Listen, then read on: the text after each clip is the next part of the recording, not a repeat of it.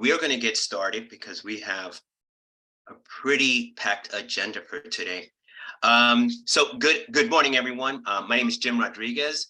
I am the Senior Director of Clinical Initiatives at the Community Technical Assistance Center of New York, and I'd like to welcome you to today's webinar. And Understanding ACEs on the Journey to Adulthood, a panel discussion with youth peer advocates. But a few logistical notes first. You'll all notice that you have been joined on mute, so you've been muted, and that is to sort of make sure that any background noise doesn't interrupt the webinar today. So you'll be listening to the presentation. If you come across any technical issues during the course of the event today, you can chat into the host, and you can go to the chat feature and look up the host, and our wonderful host, Kiara, will help you deal with any technical issues.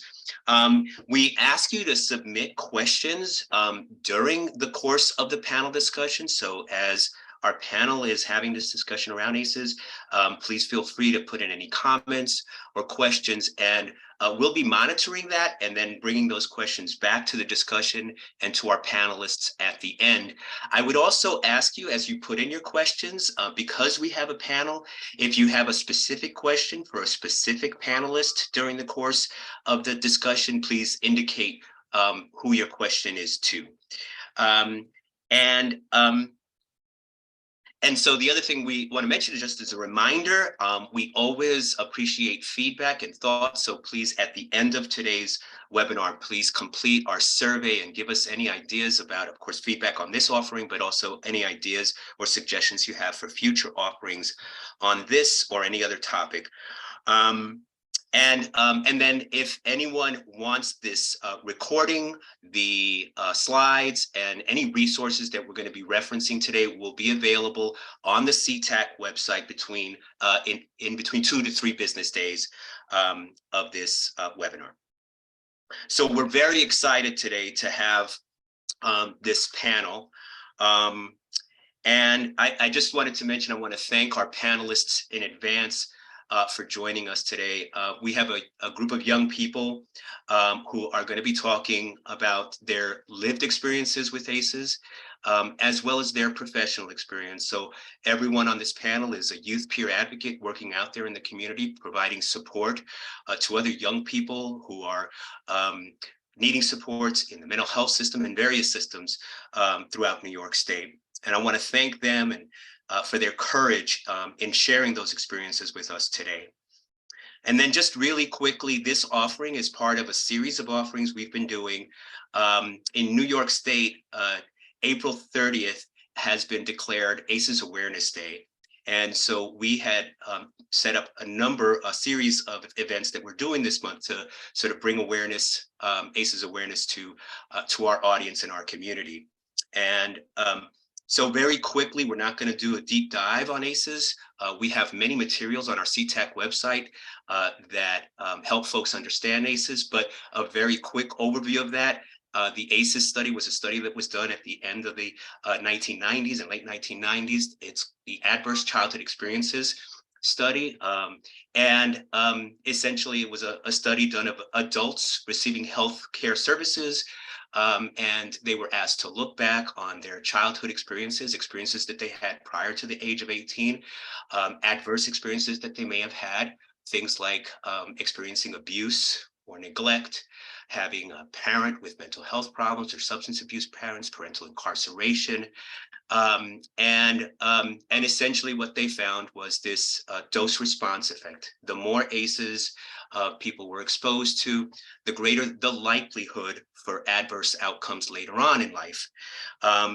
And additional ACEs studies were done that looked at other kinds of experiences like exposure to bullying or discrimination, being in out-of-home care.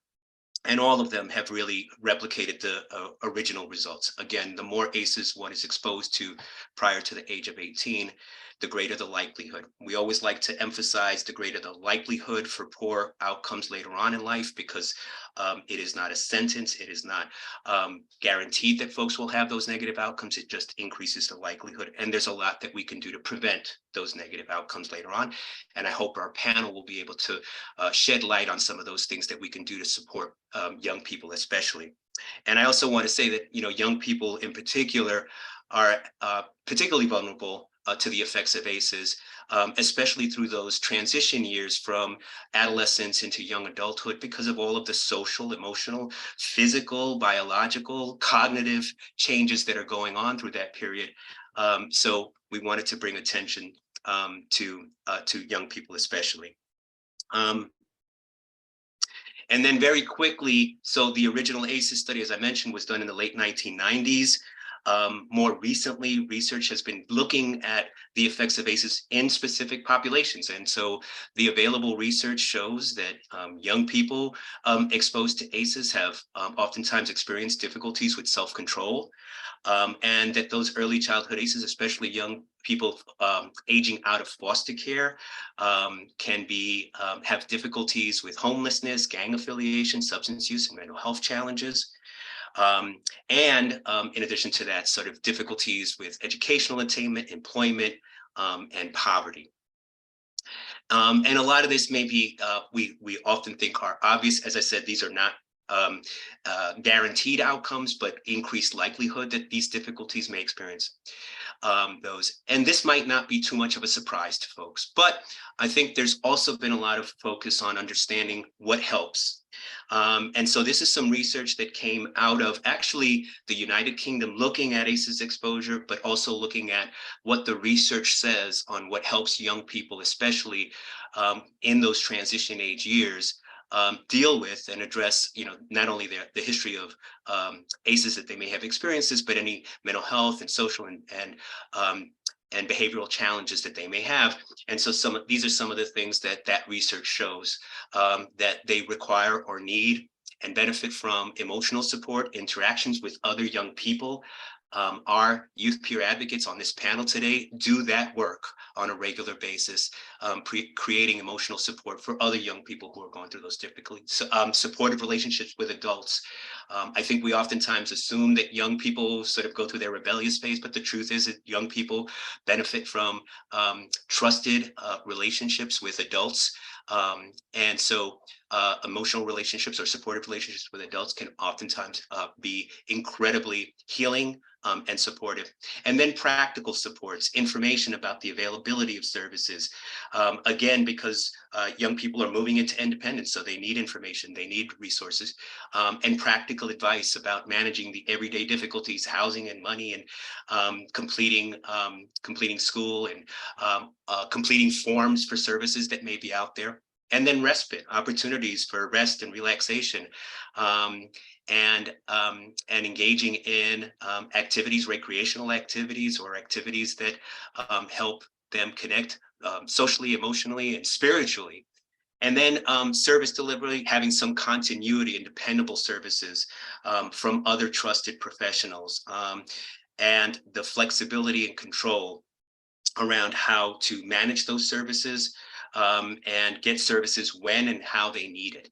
And these are some of the things that we know can be helpful to young folks exposed to ACEs and experiencing challenges through those transition age years. With all that said, I am going to hand it off to our facilitator, Ambar Martinez. She is going to take it from here, introduce our panel, and facilitate our panel discussion today. Ambar?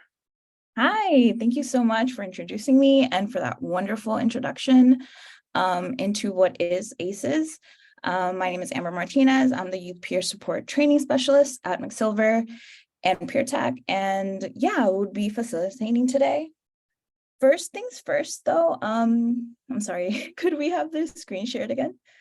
We're going to do a mindfulness activity just to ground everyone into what could be a very triggering conversation, or this could bring up some emotions, and we just want to make sure we're all ready and prepared to have that be a fruitful discussion. So before we begin, let's take a moment to be mindful, intentional, and present in this moment. Feel free to close your eyes and just breathe. Close your eyes, take a deep breath, exhaling and letting all breath in or out in 3 to 5 seconds. Yeah, let's do that for a minute.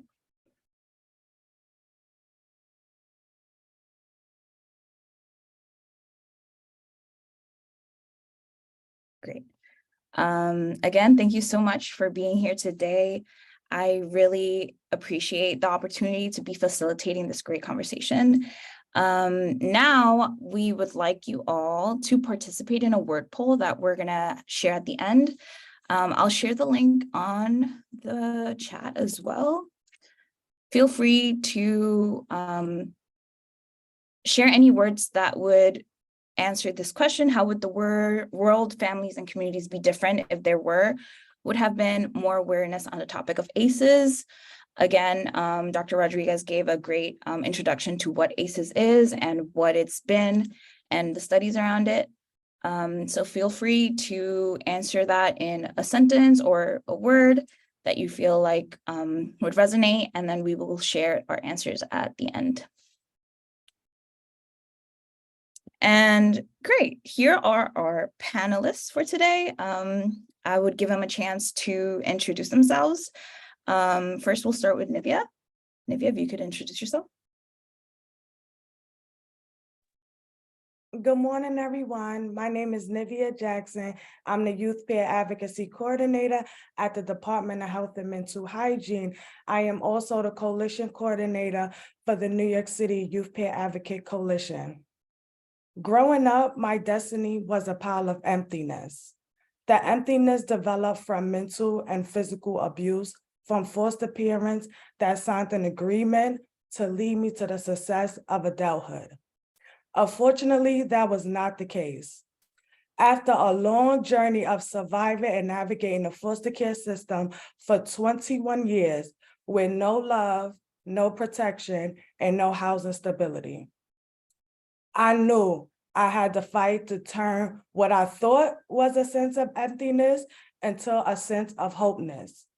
I turned that into tools that provided me with the ability to now go back and change systems, to build strong partnerships.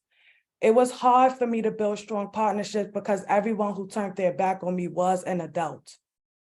But one day it was this lady who came up to me and something clicked, and I decided to give her a chance at providing me with tools to life. And one of the tools she provided me with was the tool of the ACEs. In that moment, I was like, oh, it's another tool. This is not going to work. I don't trust.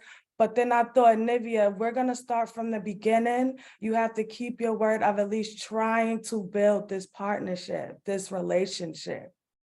Also, something in me felt warm.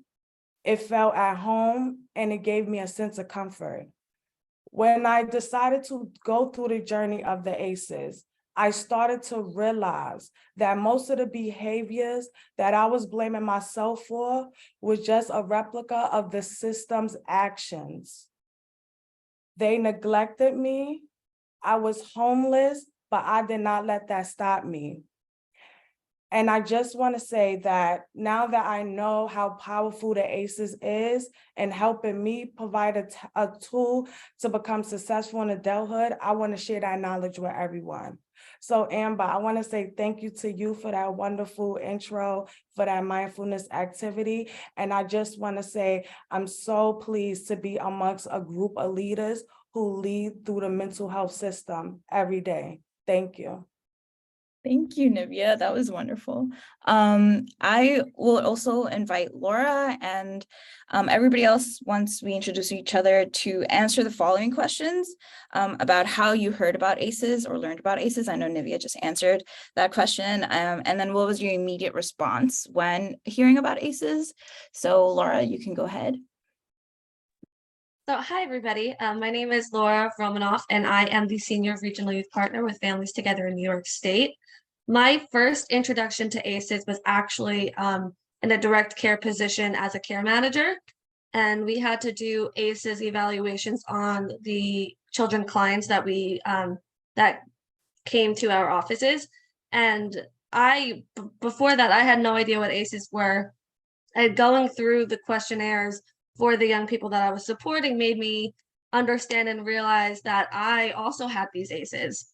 If I had known when I was younger about the effects of my trauma and how it would affect my behavior and my thought patterns and my career path, I would have felt like I had more control or more of a say in what I was going to do with my life. The idea that ACEs aren't a life sentence is something that's super important and super powerful, especially to me. Because of my trauma, I thought that I was stuck in the same situation over and over again, and it was kind of just meant to be for me. But working through that and understanding that it's not a life sentence and that ACEs, that you can move on from ACEs, gives you a lot of power. And that's how I'm here. That's why I'm here today, is to showcase that and hopefully, get everybody else on board with the idea that ACEs aren't the end all be all for people. Thank you so much. Michael, would you like to go next? Hi, my name is Michael. I'm a youth peer advocate with Best Self Behavioral Health in Buffalo. I've been with Best Self for about 6 months now, but I've been a youth peer for around 2 years. I learned about ACEs actually very recently. I have had a lot of experience working with youth and their own ACEs as well as my own ACEs, but I did not learn the term itself till it was brought up to me in a training, actually by Robbie, who you'll be hearing from soon. My initial response when I heard the term ACEs was, what does a deck of cards have to do with mental health? But once it was explained to me more what ACEs was and how it is used, I just started using it a lot more in my own practices as a youth peer. And it's really helped me to want to spread more awareness about it. Thank you so much. I think that's why we're here today, and I'm glad to have you on the panel, Michael. Megan, if you would like to go next. Hi, everyone. I'm Megan Simpson. I'm located in Buffalo, and I'm currently working as a behavioral health technician at Baker Victory Services. I first learned about the ACEs while attending Erie Community College several years ago. I was taking psychology and human services classes, and that's where I first heard about what the ACEs were. And when I initially heard about this in class, I was just curious. I was very confused. I wanted to know more. I wanted to really understand how these different circumstances influenced me personally throughout my life. And it gave me a lot more clarity on how environmental factors, trauma experiences, family life dynamics actually influenced my own behaviors, development, expression throughout my youth. And being able to really understand how those factors influenced me and then how they manifested and how I presented myself gave me a lot more clarity. And it also alleviated a certain level of shame and guilt I experienced about how I behaved as a youth. So learning about the ACEs definitely gave me more perspective and alleviated, different negative feelings about myself and turned into compassion. So I'm here today because I did not think that I would be able to be successful, to be able to heal, to be able to move past the challenges and traumas I experienced. I genuinely did not. And then after graduating ACC and starting to work in the mental health field, I was able to really learn and realize that my childhood traumas do not define me, instead of just being told that as in my youth. As an adult, I was able to fully understand that and feel it. Those things do not define me, and that I am able to grow and develop and create a life that has nothing to do or nothing identified by those childhood experiences. So I'm here today to talk about that and really identify how those things do not define you, and you're able to move forward and lead a successful, effective, happy life. So thank you for having me here today. I'm really excited. Thank you so much, Megan. Okay, next we have Rebecca. Hello, my name is Rebecca Umar Bashar, and I am a youth peer advocate and a senior transitional care coordinator at Access Supports for Living. I would say that when I first learned about ACEs, it was probably at the very start of my career. I was actually probably still just volunteering within the mental health field at the time, 6 to 7 years ago, and just kind of heard about them through our county was doing like a really big push to get ACEs awareness out there to the community. So just kind of learning about it through that way. And I feel like that has really helped to guide me throughout my career, is that I kind of have had that throughout my whole time, the awareness and the education on it, realizing how these experiences can affect young people, how they can affect you into adulthood, and how addressing them really does empower people and allows them to overcome the situations that they had as children and not ignoring them, which is a really big thing that, you know, I think we're told to do in society, is to just kind of ignore it or not address it. But that when we can address it, and when we do address it, that youth and adults are in a much better place and in a much better situation. Thank you for that. And lastly, we have Robbie. Thanks, Amber. Hey, everybody. My name is Robbie Lettieri, or Robert Lettieri. I'm the Director of Youth Training at Families Together in New York State. I was first introduced to ACEs probably like 5 or 6 years ago when I was a participant in a peer group in the heat of my healing journey.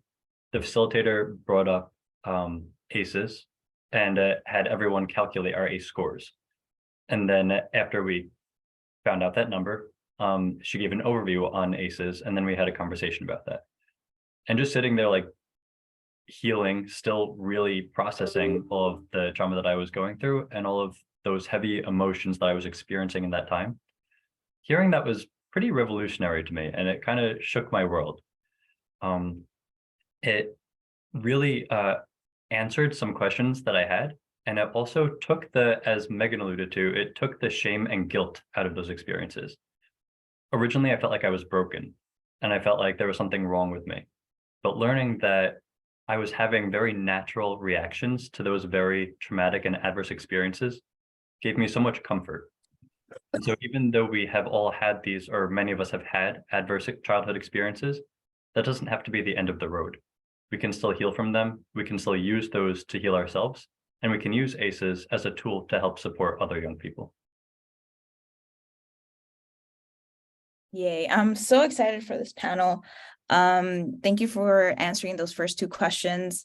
Now I want to invite the audience to answer some poll questions. They will pop up on your screen, and then we can talk about, or you can chat about each of the answers. These poll questions might pop up throughout our panel today, but I don't want that to distract from the actual conversation that we're about to have. So feel free to answer or to just exit out. For the next question, we're going to be talking about how ACEs has shaped our personal narrative. Yeah, so I would like to invite Megan to tell us, how did your awareness of ACEs change your personal story or narrative? Feel free to answer and unmute. All right, thank you so much. So understanding and having awareness of the ACEs actually really significantly impacted my personal healing journey. It helped me to understand how those experiences not only influenced me psychologically, but they also influenced me physiologically, and it directly affected my physiological development as a youth and ongoing. The ACEs directly impacted how my brain formed, how it was affected, how I learned to process things. And by learning about these ACEs, it changed the perception of myself. You know, reiterating, I formerly had a lot of shame and self-hate regarding on how I behaved as a youth with my own emotional, mental, and behavioral health challenges. I had shame on how I behaved, but also how that impacted my relationships around me. You know, I experienced a lot of guilt on being the problem child for my parents. And that was very difficult for me to overcome. But after reflecting on how the ACEs applied to me, it really alleviated that perspective that I was the problem child. And instead, I formed a new perspective where what happened to me led to me experiencing trauma responses that in turn caused those different behavioral, emotional, and mental health challenges. And understanding that those were responses instead of me directly trying to act out and have challenges and cause problems led to self-compassion. I was able to really give myself that grace and understand that, oh, I wasn't the problem child directly causing the problems because I was just angry. It was my brain is highly sensitive to certain situations, experiences, words, and stressors. And therefore I reacted in more extreme ways than someone who is neurotypical would be. So understanding these ACEs completely changed that level of guilt and shame to understanding and then compassion and grace for myself. And that was a really significant part of my healing journey, to be able to let go of how I felt about myself negatively to now having more compassion and understanding for myself personally. So that is how the ACEs changed my personal perspective, and understanding of myself. That's lovely. We love self-compassion. Robbie, would you like to add something to that question? Sure, thank you. I think Megan offered a really great overview on that. And for me personally, when I learned about ACEs, it didn't really change anything per se, but it validated a whole lot. You know, it gave me comfort and it gave me something to confide in. And as Megan shared, you know, it allowed me to look back at my previous experiences with compassion and with grace and understanding. Whereas before that, I was looking back with that shame, guilt, and hate. And like I was just I internalized all of that. I grew up with a physical disability that I still have. I grew up with psychiatric diagnoses or labels. You know, we compartmentalize all these different behaviors and emotions. And in reality, these are really just natural experiences and natural reactions. And I think ACEs gave me a way to kind of look at that and say, okay, you know, it was an intro and it sparked a lot of interest to continue learning more about how trauma is stored in the body and how our body reacts to trauma. One really great resource that I love and I always go back to is this book called The Body Keeps Score by Bessel van der Kolk.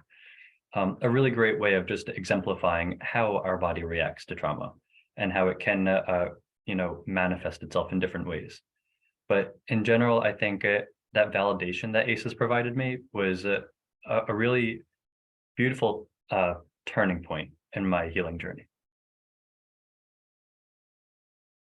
I love that. I totally can resonate with the idea that our bodies can react in certain ways, even when we are not aware of how we're reacting. And I think that's a very important point about trauma and being trauma informed. So now I do want to invite our audience again to answer another poll question. So again, feel free to answer or to just ignore it while we answer some other questions. Okay, so next question would be, how has your knowledge of ACEs helped you heal, or how has it not? Feel free to answer. Laura, I know you want to participate with this question. Go ahead. Thank you, Amber. So my knowledge of ACEs has helped me heal for a little bit of different reasons than what Megan and Robbie were talking on. So for me, it helped me contextualize how my ACEs transferred from my parents' ACEs. It helped me empathize that maybe they had their own adverse childhood experiences that caused them to react and parent the way that they did and use the negative coping skills that they had because they didn't know any better. So that cyclical journey of ACEs transferring from parent to child, it helped me really fully understand that they're not necessarily bad people, and really find space in my healing journey to understand where they come from a little bit more and take the blame off of them and take the blame off of myself too.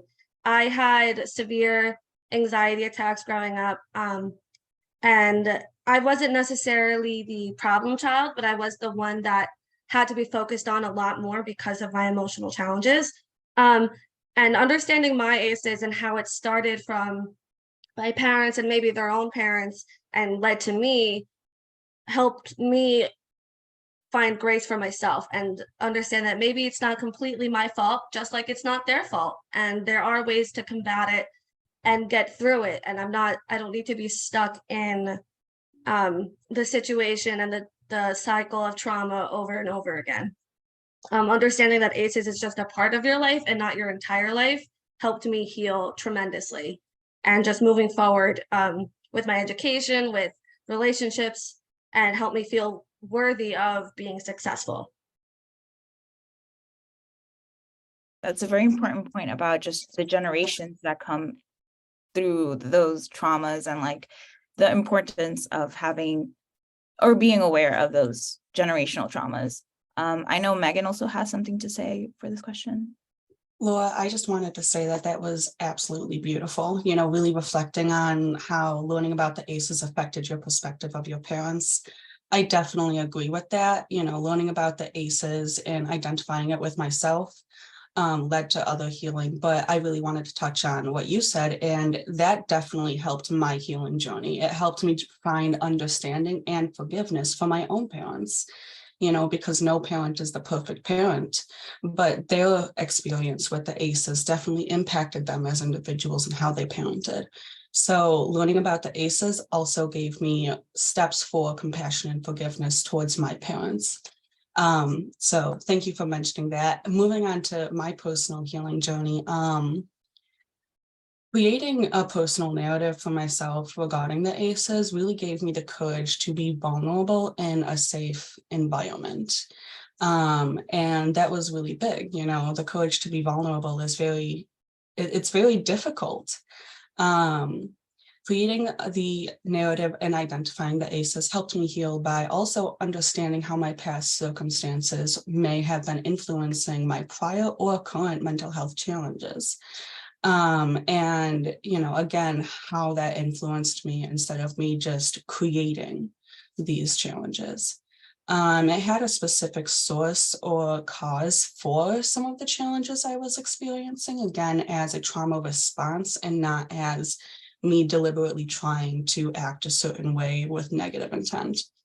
And then it was also healing because it was cathartic. I was able to express myself mentally, emotionally, verbally, physically, and I was able to gain the relief by expressing these things. And again, that safe environment to be vulnerable, to share, and then to feel that relief.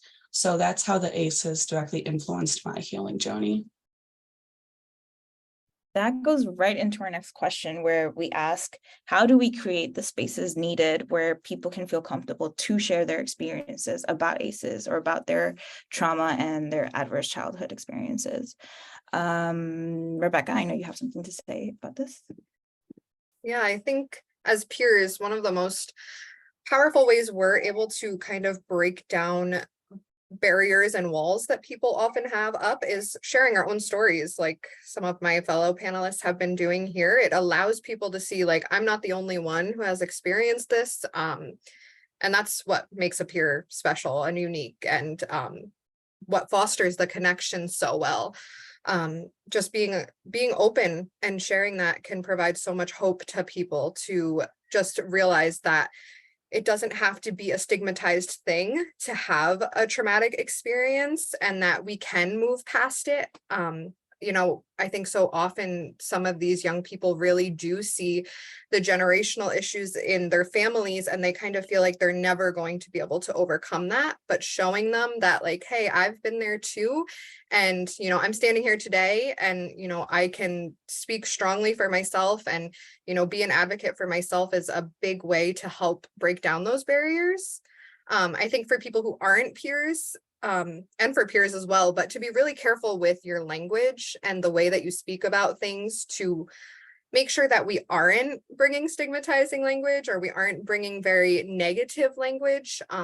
One thing that is a really big topic that I focus on all the time with myself and with other professionals that I work with is staying strengths-based and not really focusing as much on the negatives and all the issues, but focusing on what's gone right. what do you have that empowers you, that makes you a better person, and how can we build on that? Thank you. I think as peers, often I ask myself this question about how my story can impact others. And I would invite Nivea to say some words on like, how do you feel like your story is impactful and how does that translate into your work? Thank you, Amber, for that question. So most people who experience trauma, they develop a sense of hopelessness. And I think when telling your story is extremely important to discuss the outcomes, which means your successes and opportunities you may have for that young person if they start to ask more questions or gain an interest in your field of work. After aging out of the foster care system to homelessness, I went back to ACS to start to change policies on a national level. I knew once I developed a sense of what was going on and I kind of gained control of my traumatic behaviors that were developed, I can be the one to go back and change things that I witnessed firsthand, which we call lived experience. Lived experience is an extremely important tool because most of us have those success stories after going through a situation that this young person is currently going through. We are to tell them the steps, the hard steps of it, the complications, what you may experience. But I also want to be that resource to say, hey, here's the ACEs. Educate them on the ACEs. Educate them on job opportunities. I remember when I was young and I was being, starved. My brain couldn't function on an empty stomach. So instead of shoving a pencil or a job posting in a young person's face, because that's the only way we know how to solve challenges, maybe we should stop and ask this young person, do you have a meal tonight? Are you hungry? What is going on in your household that have you out here surviving to provide for your family at such a young age? These are the things and awareness that we need to bring to these conversations to show these young people that we empathize with them and we truly understand. So one thing I would say is please show them the outcome. Do not just lay out a whole story on them, which most of us mentioned, it can be very traumatic. But once you end with that positive story and opportunities to say, hey, you going through this. I know a youth peer advocate job that's opening right now. You would be a great fit. How does this sound? Can you start mentoring me? We have to start ending those conversations in a way where it gives a young person to take control of their destiny. Thank you. That was so powerful. Yeah, thank you for that. Michael, I know you have something to say about this, and then I'll rope Robbie in after you. Yes, and thank you, Nivea. That really was very powerful saying that. And it is important sharing our stories and such, which leads me into what I have to say. When it comes to sharing my own story with the youth that I work with, I tend to share differently depending on the activity that is at hand. So as a youth peer advocate, I am doing different tasks all the time. I'm working one-on-one with the youth with their own individual traumas. I am working and presenting presentations, as you're seeing here today, or different presentations I give throughout the community in schools, churches, community centers, wherever they request to have one, as well as in different groups. So I tend to share differently depending on those situations. And it came to my attention recently that some people might see the way that I share kind of backwards, but I am happy to explain that. So when it comes to sharing in a presentation, I tend to talk about my full story, give the full rundown. With that, I do that in a presentation to kind of enhance credibility, to show people that I have in fact gone through something, I know what I'm talking about, and it tends to pique the interest of that presentation to help really bring the goal of that presentation to light. Now, when I'm working one-on-one with individuals, I tend to be a little bit more reserved with my story because these sessions are about them. This is to help them. And I don't want to make it all about me. So I want to hear what they have to say. I do share my story with these individuals, but only if it's relevant to what they're talking about, relevant to what is going on in their recovery. I'm not going to tell someone who is struggling with addiction about my adverse experiences with my father back when I was 12 years old. It just wouldn't fit the situation. So I have also seen firsthand how sharing my story with someone can strengthen the bond that we have as a peer and a youth. Working with the individuals who are reserved and quiet, when I'm sharing my own experiences with them, it tends to bridge that gap between us and kind of helps them to understand, okay, this person truly understands what I'm feeling. Yeah, with that. Thank you so much, Michael. So well said. And thank you everyone on the panel. This has just been really incredible to hear everyone share their stories and their perspectives on the matter. For me personally, I just want to say, I think it's really moving to have people be vulnerable and to utilize that strategic sharing, as you were just saying, Michael. When I was growing up in the mental health system and I was talking to clinicians, when I was sharing these really deep and personal and vulnerable things, I felt like I was a victim and I didn't like that feeling. I felt like I was being looked down upon and like I was in the wrong for having these reactions and having these experiences. When I came into the peer community and I saw a number of different individuals that finding power in sharing their stories, that was empowering to me. And I wasn't even the person who was comfortable yet sharing of myself. I was just listening and I was like, wow, this is incredible. And not because like I wasn't trying to romanticize trauma. It was just because I found it empowering to know that I wasn't alone in these experiences.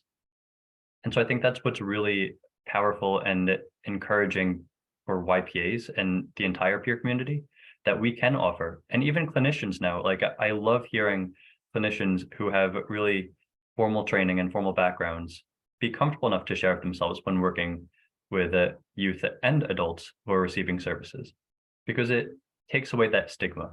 It breaks down the us and them and just creates a community, and it normalizes these experiences. So thank you, Michael, and thank you everyone so far. I'll hand it back to you, Amber. I think that's going to lead us right into our third section, which is collective healing and community care. I also know some people have their hands raised.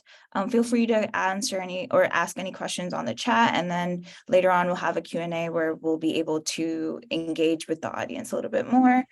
I also would like to invite you to, again, answer some poll questions. We have 3 questions for the section, so feel free to share your answer or just X out the little box that will pop up. And this next question, I want to invite Michael to answer. What does trauma-informed care look like for you? What do you feel like are key things that you feel like trauma-informed care needs to have for your work and for just YPAs and any other peer advocates out there? So with trauma-informed care, I'll be honest, it took me a while to actually come up with an answer to this question, because I think of trauma-informed care more as, I don't think about breathing, I just do breathing. I don't think about trauma-informed care, I just do trauma-informed care. So it became a little bit difficult for me to answer this question. One thing I do have to say, though, is that in my opinion, it doesn't matter whether you're a peer, a nurse, a counselor, or whatever you strive to be, trauma-informed care is one of the most important things you can learn. So with that, for me, trauma-informed care starts with identifying the trauma. Though some people are not ready to be there. So then it also starts with meeting them where they're at. So by identifying the trauma, we're trying to create boundaries and understanding what could activate that person. So along with that comes the phrase meeting them where they're at. Meeting them where they're at is trying to keep in mind that they do have that trauma, whether they come right out and tell you that this is what happened, because there are some individuals that I work with who the first time I meet them, we're sitting down, we're trauma dumping, we're having this long discussion about what was going on that led them to come in to see me. But then other times I have individuals who are more reserved, more shy. They're not willing to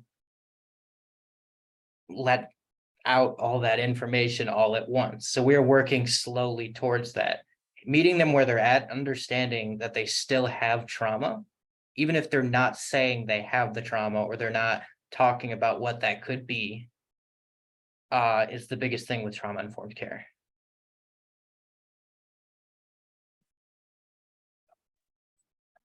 Thank you. I want to direct us to the chat where Megan shared some tips before. And now I want to invite Megan to answer the next question, which is, what are best practices? Oh, hello? Sorry. I guess somebody. Anyways, yeah, my next question. What are some best practices that you've seen for being trauma informed? And I would like to invite Megan to jump in and just share her answer. Hi, thanks. So first, I did provide some tips in the chat on supporting someone who is expressing their ACE experiences. And that's just a general for anyone as a professional or just as a peer or family support. But a specific best practice I've seen in trauma-informed care. So working in a hospital setting as an advocate for those who had just experienced sexual abuse, domestic violence, or sexual assault. During my training, I was able to see two different ways on how that advocacy and support was presented. One was very business mindset, and the coworker was listening to the survivor explaining what they had just gone through and was just documenting it. Okay, got it. Very just not really engaged, just focused on the facts and writing the paperwork. And that really wasn't supportive. That wasn't engaging. That can definitely make someone feel dismissed. So then on the other side, how to be more supportive was the other worker actually listening, not documenting during the person talking and validating that sounds really hard. You know, how have you gotten through that? You know, now you're here listening and providing that emotional support as opposed to just like the business working, getting down to the nitty-gritty paperwork. Because when you're actively trying to use trauma-informed care, you don't want to come off as just this professional robotic counselor. You want to come off as an emotional support, understanding, compassionate, and that two different presentations makes an incredible amount of difference on how the other individual is receiving you as that support. So that is a very significant way of, you know, providing effective trauma-informed care.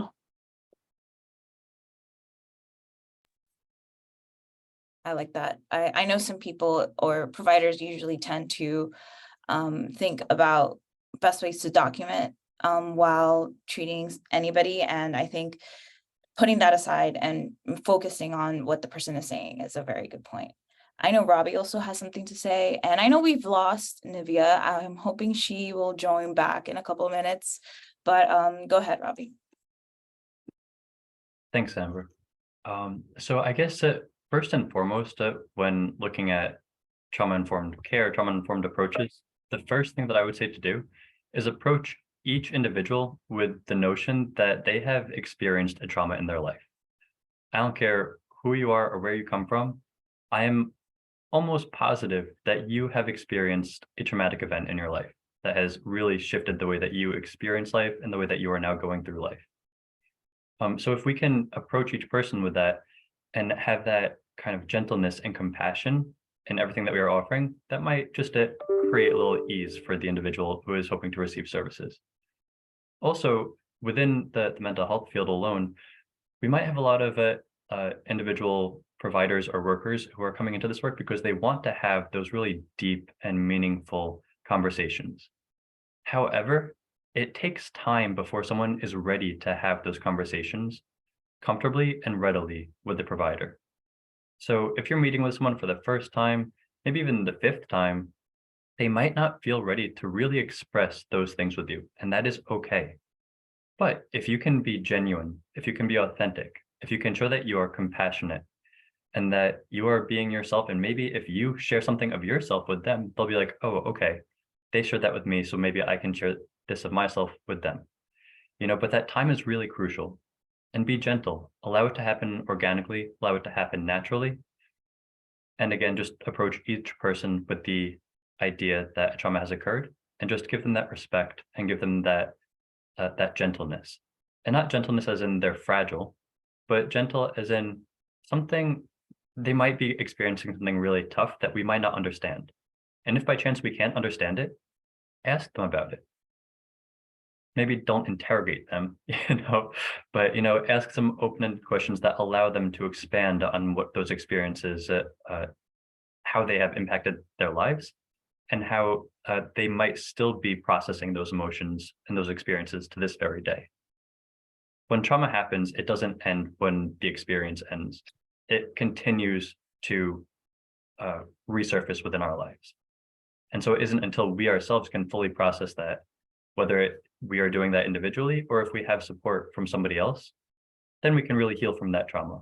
And so maybe at that point, a service provider can really support that individual. But again, just allow that time. That's a very good point. Sometimes testing the waters is good, but also timing is key. And sometimes we don't have control of that timing. And it's good to just test the waters on that, especially when dealing with people who have either a high trauma score or ACEs score. Yeah, so that leads me to my next and last question.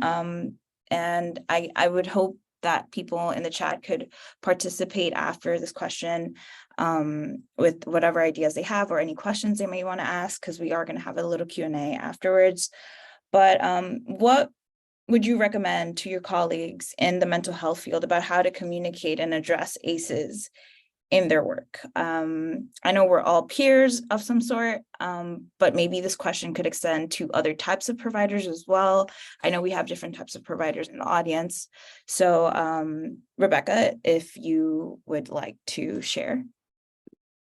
Yeah, I think one of the biggest things that we can do is learn, take in as much information as ahead of even meeting the person. So for example, I know within the program I work with, sometimes we get a referral that shares a lot of information about the person, and it can share sometimes those things that might be going on in their lives that are traumatic. And, I've seen where people aren't aware of those situations and kind of step in and meet this person and start asking them some sensitive questions that probably aren't the best questions to ask when we already know that they're kind of going through this specific traumatic experience. So I think, just educating yourself as much as you can before even meeting the person. But otherwise, just always being, like Michael had mentioned about being trauma informed and having trauma informed care, it's just a state of being. It's nothing, once you start doing it, it's not really something that you have to think about. So really changing your mindset to just be naturally trauma informed, and always having that mindset on when you're working with people, and even when you're not working and you're just in the public and the community, to have that sort of mindset. But I think once you do work with a young person or even an adult, like a few people mentioned here that, they were educated on ACEs and what they were and how eye-opening that was for them. So really being open to sharing about ACEs with some of these people, especially if you know that they are marking yes on some of those, and that they're going through that, it can be really helpful for them to see, hey, that's really is affecting me. And I think one of the biggest ones I see, because it's, I would say, more common than a lot of other things that I see, is divorce, right? Their parents are going through a divorce, and sometimes these youth I'm working with don't really recognize how much that is really affecting their lives. And a lot of other professionals sometimes don't recognize how much that might be affecting their lives. So really sometimes helping them to see what their ACEs are and how they can address them, and just breaking down those barriers, like everybody's mentioned about how often we feel shame around our ACEs, and reminding them that, you know, it doesn't have to be a shameful thing, but it's something that can help us be aware and help us to empower ourselves further. So just really putting on that trauma-informed mindset and just being open and honest with them. Thank you for that. I want to invite anybody else on this panel to say anything to this question or to anything else. We're going to have our closing remarks soon. But yeah, does anybody would like to, oh, okay, go ahead, Laura. Just to piggyback off of what Rebecca is saying, and especially about providers not really understanding how certain situations could be an ACE for an individual, recognizing that trauma is completely up to the individual. And part of being a trauma-informed care provider is understanding that just because you don't perceive it as something traumatic does not make it any less traumatic for that person. And having that understanding that your perspective and your view of the world isn't the entire view, and isn't the end all be all for experiences, is super important when giving care to people in general. And understanding your ACEs and understanding their ACEs can help you be a more trauma-informed provider. Go ahead, Robbie. Thank you. And thank you, Laura. I think that was really well said. I was also just going to say really quickly, I think something that we can all do is, rather than looking at the what, you know, what diagnosis does somebody have, what is wrong with this person, to go to why, you know, why are they experiencing this? What happened in their life that is causing them to feel this way? And then from there, we can then move from treatment to what is going to allow this individual to thrive, rather than looking at, you know, oh, we need to get this person on a medication, we need to send them to program, and then just, you know, maintain that so that they can, you know, live a life that is productive by our ideas. To rather, we can ask them, what is it that's going to make you genuinely happy? What is it that you want to do with your life? What is it that you want to experience in your life? And really fostering that person-centered approach as well. So yeah, we want to be trauma-informed, we want to understand, and we want to be mindful of the trauma. But we also want to look at, what is it that the individual is coming to services for?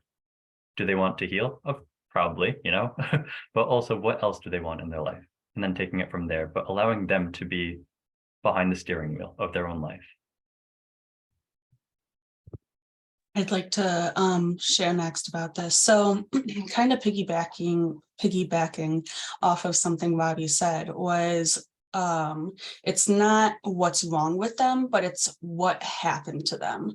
And one thing I really see working in different residential settings and working with youth with different challenging behaviors is that oftentimes as professionals, we can get really frustrated. Oh, they're just acting out because they hate me, or they're just a bad child, or, you know, just getting so frustrated based off of the behaviors. But if you are working in the field and you want to use trauma-informed care, you have to be able to look past those behaviors.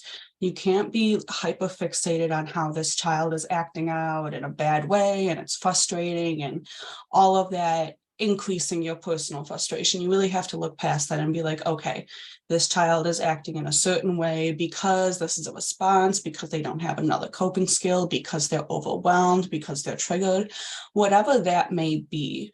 And then using more compassion for those challenging behaviors based off of being able to look past what they're presenting and being able to have compassion and understand for what happened to them that is causing this presentation.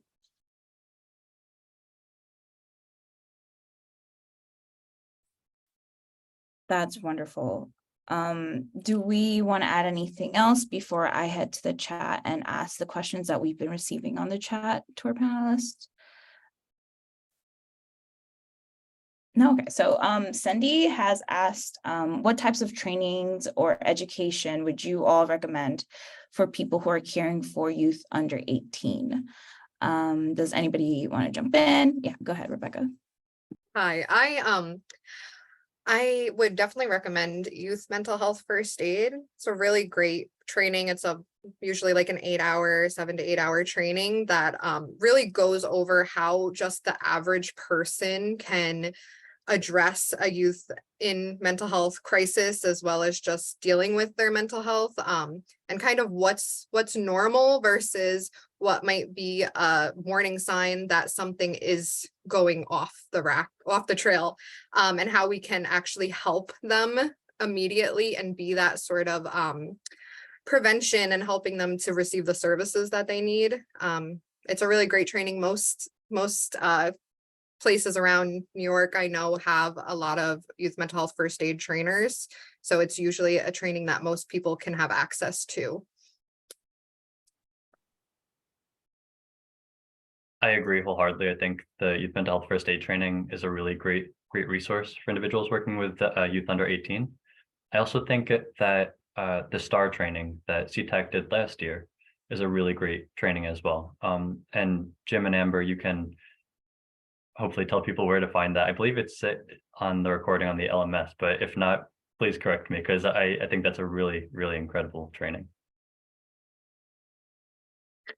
Thank you, Robbie. Yeah, for folks out there in our CTAC audience, we do actually provide this STAR training, which is teaching trauma responsive skills to folks in various systems.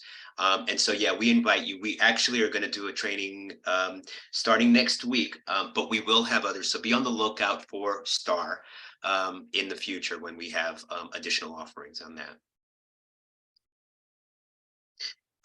But, you know, I had a question, and I wanted to know if you can all help us understand, either from your own personal experience in systems or your work as youth peer advocates, but you all have hit on an issue that is, and you've all touched on it, but maybe a little bit deeper. What I'm curious about is this delicate balance. You've all kind of brought it up. Michael, you brought it up, between identifying trauma, but also starting where folks are at. You know, Robbie, you talked a little bit about how you want to assume that the folks that we're working with, and I agree with you, right, just because they're so common.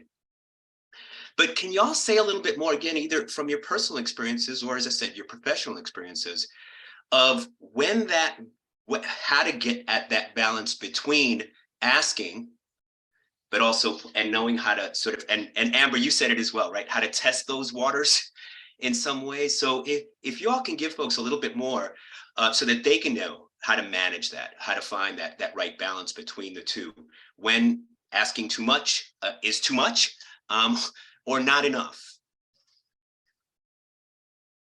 Any thoughts? I can add to that. So I would say just complete patience, radical acceptance and patience. They're not likely to be ready to just share everything right away. So you really have to maintain that patience if they're not going to share, they're resistant, they're hesitant, you know, they're unreliable in coming to therapy sessions, or they become argumentative if you give them homework or you challenge them in any way.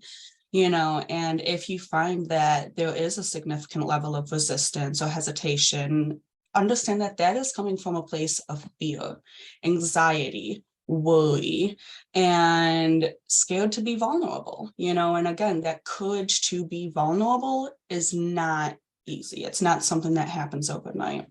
So really meeting them where they're at is having that patience, and then being aware of the level of resistance that they might be presenting.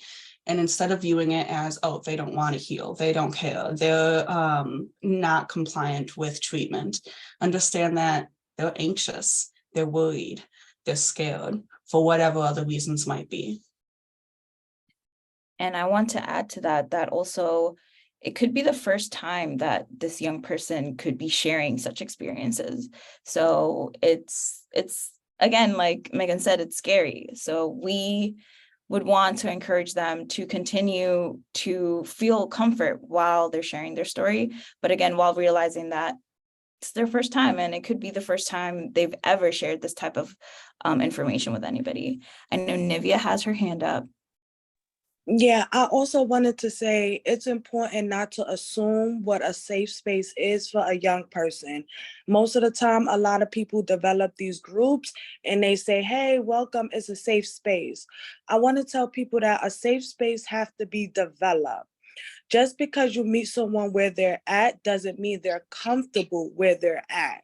So you have to understand, what are the immediate needs of this individual right now that I can help them with to get to the deeper needs? Because most of the time we forget what's physically present at the moment and try to dig deep so quick when it's something so surface that they need help with before they even open up.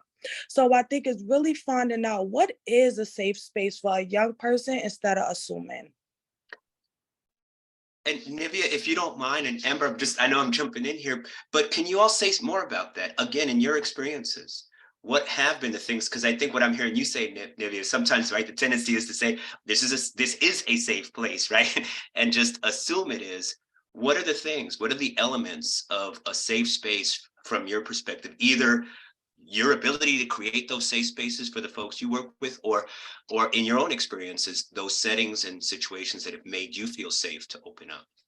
I think one of the things is showing a young person how powerful their actions and story is in that space.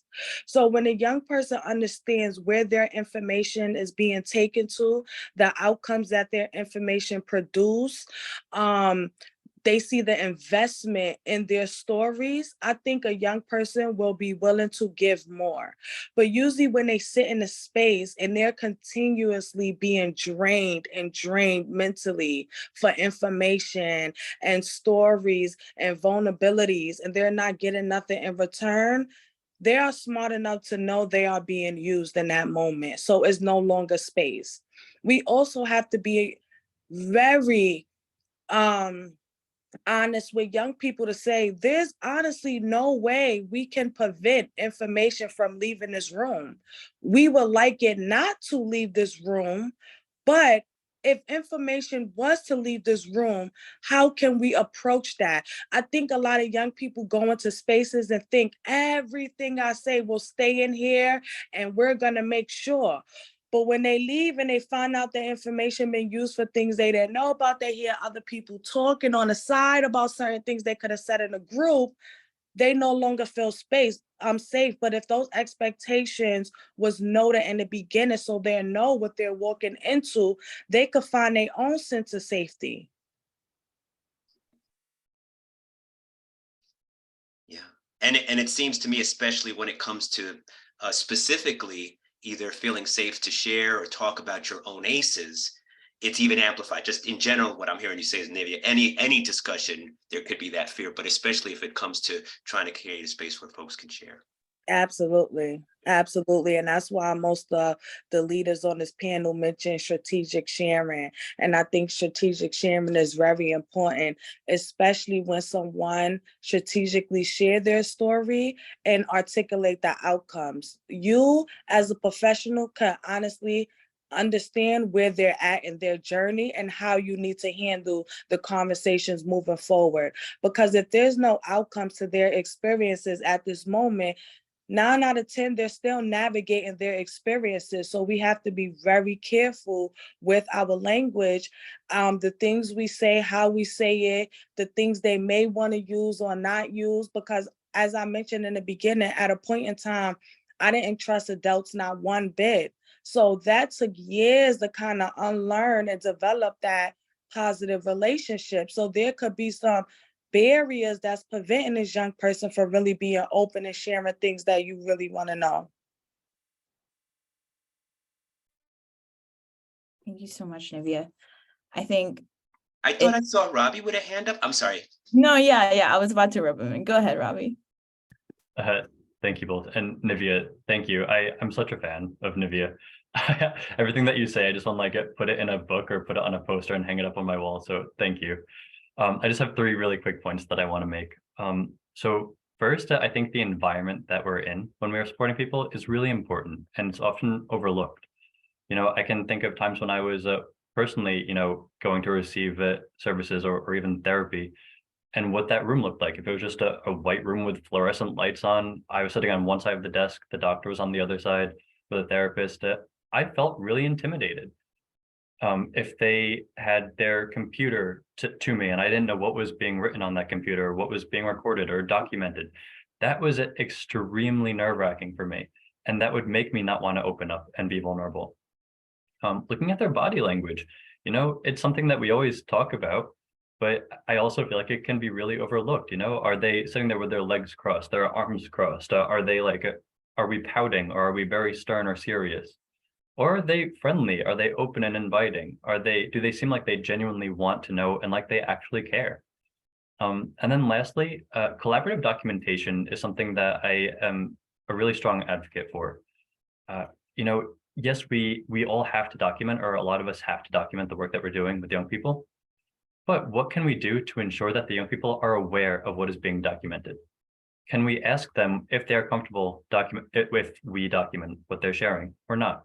And then how can we work around that? I know personally when I was younger, I shared certain things with the therapists and doctors that wound up getting back to my family, that my family wasn't happy that I shared with a clinician or outside of the family. And that created a lot of fear for me moving forward. And I then learned, okay, I have to keep this on lockdown because I can't say these certain things. So, how can we ensure that that protection for the young person? And how can we also ensure that they are okay and they are aware with what we are documenting? And if we have to share it with whoever we have to share it with, is that going to have negative repercussions for them based on what it is that they shared with us?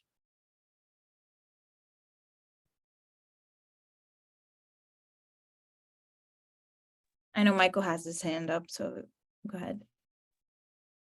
Yeah, I was kind of circling back to Jim's original question here. How do we kind of know when trauma informed is becoming not trauma informed? Where do we know where they're at and how that is with all that, and identifying those traumas? I like to, as a YPA, kind of make mental health fun. Yes, we are talking about very serious topics sometimes, and those topics can bring up lots of emotions. But at the end of the day, it should be fun to come in and see us. It should be fun to be in the groups, and having the toys on my shelf behind me. They should be happy to come in here and play around with the rubber ducks or the stress balls I have laying around. Kind of creating that comfortable space for them to talk. And then another thing I do is I like to ask questions, ask how they're feeling, kind of challenge them to speak up more about what they're talking about. And a lot of that is helpful to them to have those questions to answer, to feel that they can talk to me and be completely honest, and that I'm going to be completely honest with them. But then the big thing, along with trauma-informed care and identifying those traumas, is being able to identify when they're not comfortable talking about something. So whether that be the individual says, I'm just not comfortable talking about this, and accepting that and saying, okay, let's move on to something else. Or noticing their body language, noticing the way they're talking about this topic, and noticing all those things surrounding that, and being able to redirect into something else to try and make that space more comfortable for them again. And then maybe being able to circle around to that one day again when they're more comfortable talking about it. Again, what I hear is that timing is key for that. Rebecca, go ahead. Yeah, I think really similar to what Michael was saying is just being aware of the situation and of that person's comfort level in the moment. Really, as Megan had mentioned earlier in the chat about active listening, it's not just about sitting and listening and using your ears, but really using our eyes to see how is this person responding to what this conversation is about, and are they in the place right now to talk about this? You know, it might not be the right place. And I think over the years that I've worked as a youth peer, that I've kind of started to almost have like an instinct of when I know somebody is not having a good day, or when they might not be in the right place or the right mindset to talk about maybe the harder things, or to work on the things that we're supposed to be working on. And being okay to say, there's been many times I've said, you know, maybe this isn't a good day for you, and you might want to do this another day. And I would say most of the time, the young people I work with say, yeah, I'm having a bad day. I just need to go decompress. I need to be by myself. I can't do this right now.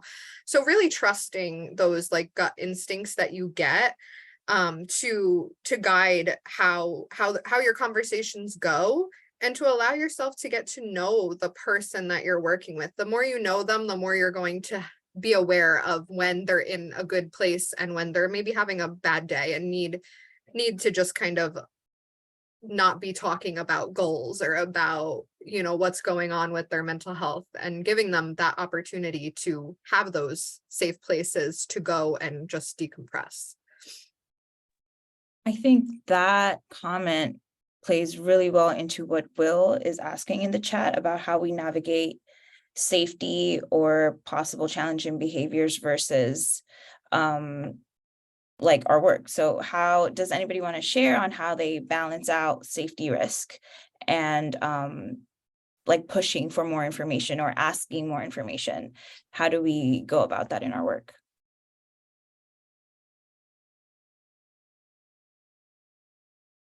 So I believe Nivea and Laura both touched on it, but a lot of it is just honesty. Telling them, you know, right out, I need to tell somebody about this. It is not because I want to tell on you. It is not because I want to get you in trouble or anything like that. It is because I am concerned for your safety. And, you know, I'm concerned that something could possibly happen. And letting them know that that is the reason why you're reaching out and contacting their parents, or talking to your supervisor, or even making a call to the mandated reporter line. It is just being honest with them on why you're doing it. Yeah, that's a good reminder of, you know, one of the principles of trauma-informed care that we talk about is transparency. Being clear about what you're doing and why you're doing it. It's a great example, Michael.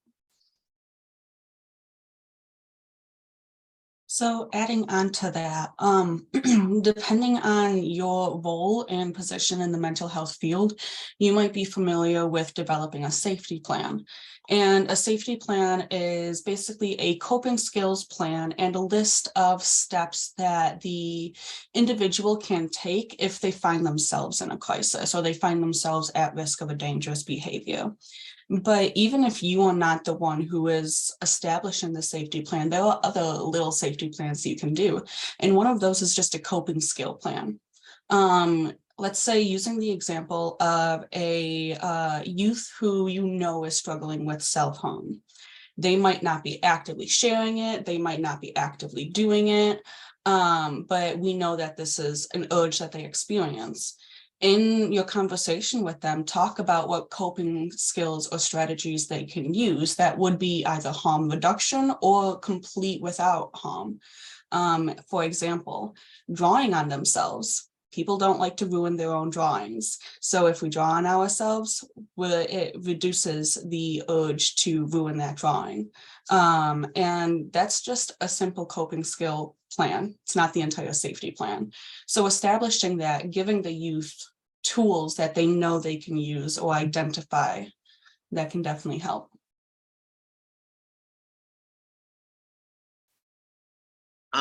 I did want to take a moment to go back to the word wall and bring that up now.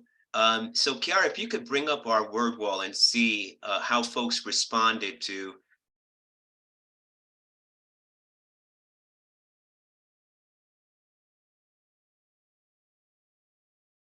So how would the world, families, communities be different if there were or would have been more awareness on the topic of ACEs? A lot of understanding, compassion, compassion experience. Oh, I saw empathy as well in there. That's a really good point. Thank you, audience, for sharing that word. I think that was a really good one. Peaceful, validating. acceptance, connected. Panelists, please feel free to shout out any words that kind of jump out at you.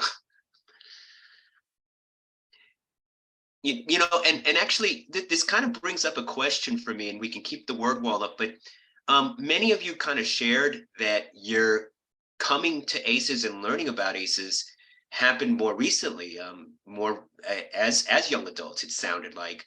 I don't know, I can't remember if anyone had earlier experiences, but what I'm wondering is a lot of the stuff that you talked about, how do you have ideas? And this is a tough question. I think we all of our systems need to answer is, you know, how do we bring this work into the lives of people and especially young people sooner? And your thoughts about that. That's a difficult one, but you learned it when you learned it. What could we do to bring this information to folks, families, youth, children out there sooner?